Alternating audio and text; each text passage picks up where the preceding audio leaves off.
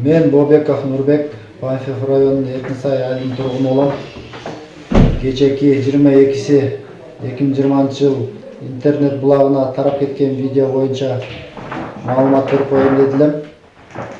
Кызымды урдап алып кетти деген видео калп.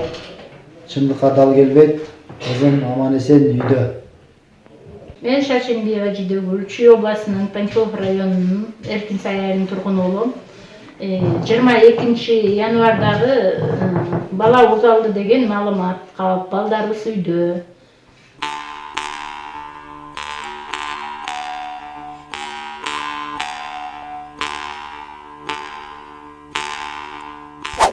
Карабалта тарапта уурдалган кыздар. Милиция ата-энесинин видеосун таратты.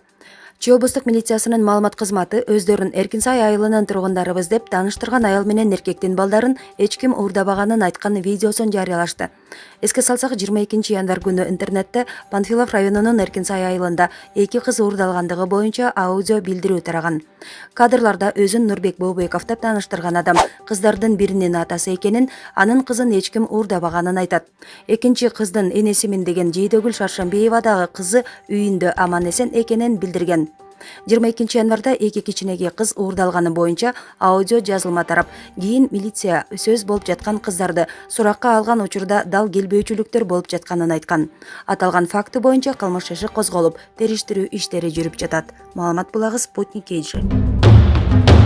Ош облусунун Өзгөн районунда жаңы төрөлгөн баласын $5000 сатууга аракет жасаган келин кармалды. Бул тууралуу облустук милициядан билдиришти. Маалыматка караганда 20 январ күнү укук коргоочуларга Өзгөн районундагы төрөт үйүндө азиат тектүү аял ымыркайын сатып пайда көрүүнү көздөп жатканы боюнча билдирүү түшкөн. Тергөө амалдарынын натыйжасында 2 баласы бар 23 жаштагы жана анын 45 жаштагы мурда соттолгон аяш энеси жаңы төрөлгөн эркек баланы $5000 соодалашып жаткан жеринен колго түштү дешти милициядан. 21 январ күнү Экечектүү Кара Суу райондук ички иштер бөлүмүнүн убактылуу кармоочу жайына киргизилген. Кийин баш коргоо чарасы каралып, келиндин ден соолугуна байланыштуу үй камагына чыгарылса, ал эми 45 жаштагы аял 2 айга камакка алынды. Спутник KG сайты. Коронавируска байланыштуу Кытайдан Кыргызстанга эт жана эт азыктарын алып келүүгө убактылуу чектөөлөр киргизилди. Бул тууралуу мамлекеттик ветеринардык жана фитосанитардык коопсуздук боюнча инспекциянын маалымат катчысы Рахат Садырбаева кабарлады. Мекеме социалдык тармактарда Кытайдан Бишкекке аткезчилик жол менен 140 тонна ооруган малдын эти кирди деп тарап жаткан маалыматты төгүнгө чыгарды. Анда эттин 70 тоннасы чек арада кармалып турганы, калганы сатууга түшкөнү айтылат. Билдирүүгө ылайык Кытайдын Хенань провинциясынан Кыргызстанга 2019 жылдын декабрында 45 тонна өрдөк эти алынып келинген. Эт бардык текшерүүдөн өткөндөн кийин гана сатыкка коюлган. Ошентсе да коронавирус боюнча жагдай жөнгө салынмайынча Кытайдан эт жана эт азыктарын алып келүүгө убактылуу чектөө киргизилди. Мессенджерлерде тараган билдирүү боюнча инспекция УКМКга кат жолдоду. Вирус тууралуу эмне билүү керек? 2019 жылдын декабрь айынын аягында Ухань шаарында белгисиз өпкө оорусу жайылып баратканы байкалган. Адистер Дартын козгогучу коронавирустун 2019 COV-N деп аталган жаңы тебе экендигин болголошкон. Вирус адамдарга базарда сатылган жыландар аркылуу жуккан деген версия бар. Медиктер оору адамдан адамга жугаарын айтышты. Учурда дүйнөнүн ар кайсы өлкөлөрү аба майданындагы текшерүүнү күчөтсө, ал эми Кыргыз Тышкы иштер министрлиги мүмкүн болсо Кытайга барбай турууну сунуштады. Акыркы маалымат боюнча коронавирус жуктуруп алгандардын саны 830га жетип, 25 киши каза тапты. Кыргызстанда коронавирустун алдын алуу жана абалды көзөмөлдөө үчүн Саламаттык сактоо министрлигинде штаб түзүлдү. Маалымат булагы Спутник KG. Ошто кыз ала качууга шектелип 3 жигит кармалды. Бул тууралуу шаардык милициянын кызматкерлери кабарлады. Маалыматка ылайык 21 январда 3 жигит шаардагы гипермаркеттин алдынан 1998 жылы төрөлгөн кызды ала качышкан. Уурдагандардын биринин кызга үйлөнүү ниети болгон. 23 январга караган түнү шектүүлөр кармалып, убактылуу кармоочу жайга киргизилди. Элдик медиа сайты.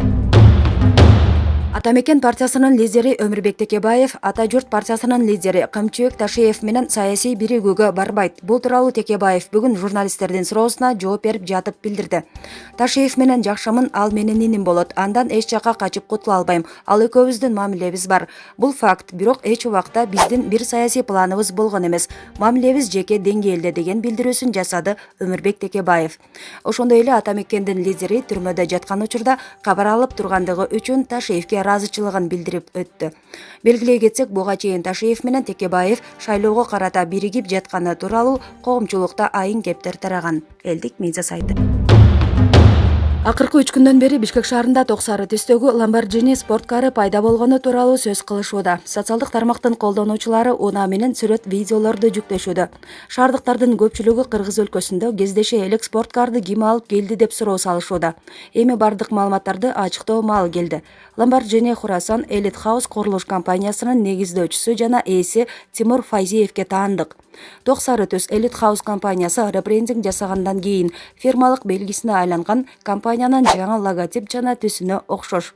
Lamborghini Хурасан 610 унаасынын кыймылдаткычынын көлөмү 5,2 литр, 10 цилиндрлүү, кыймылдаткычынын кубаттуулугу 610 аттын күчүнө барабар.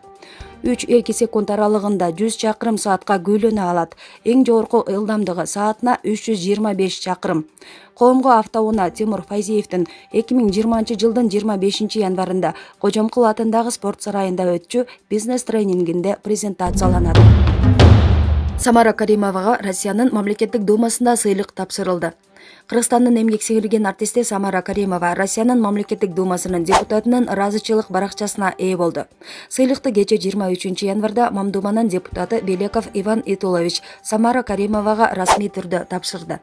Сыйлык алган ырчы айым менен аймактык кабарчы маектешкенде ушуларды айтып берген.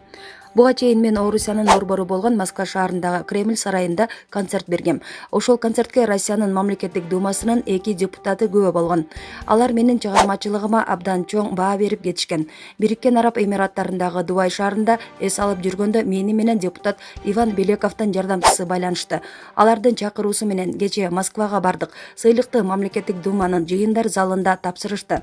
Мени депутат Иван Белеков кабыл алып, ыраазычылыгын билдирди. Ошондой эле ал эки өлкөнүн алакаларына токтолуп, маданият тармагындагы байланышты бекемдегениңиз үчүн деп алкыш айтты, дейт.